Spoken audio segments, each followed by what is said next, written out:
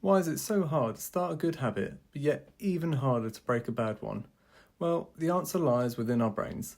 Today we're going to explore the science behind habits, what happens in our brain when we form a habit, why habits feel so automatic, and how we can use this to take control of our actions. Habits are formed in the part of the brain called the basal ganglia. This area is responsible for storing repetitive behaviours and patterns, allowing your brain to work more efficiently. When we perform a task over and over again, like tying your shoes or driving to work, your brain creates neutral pathways to make it easier and faster to repeat that behaviour in the future.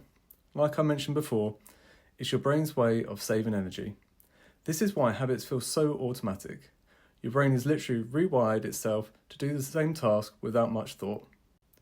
Now let's break down what actually happens when we follow a habit. This is known as the habit loop, and it has three main parts. Number one, the cue. This is something that triggers the brain to start the habit. This could be the time of the day, a location, an emotion, or even another action.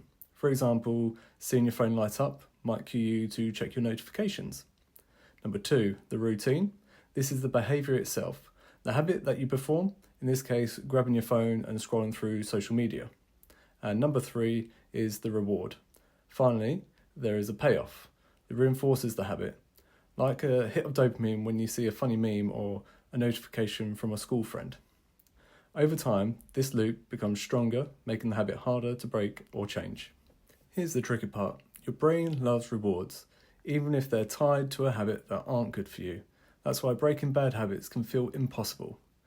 Once that habit loop is formed, your brain treats it like a default setting. Even when the habit isn't serving you, your brain still craves reward at the end.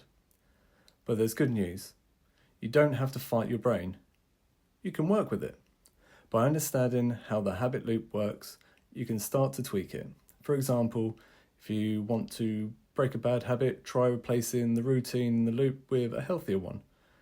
Keep the same cue and reward, but swap out the behaviour. Over time, you'll create a new neutral pathway and weaken the old one. This is just the beginning of how powerful the science of habits can be.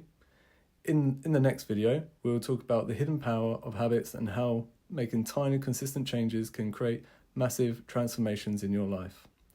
Your brain is wired for habits, so why not take control of the wiring? When you understand the science, you unlock the ability to shape your habits and ultimately your future. The question is, what habits are you ready to rewire?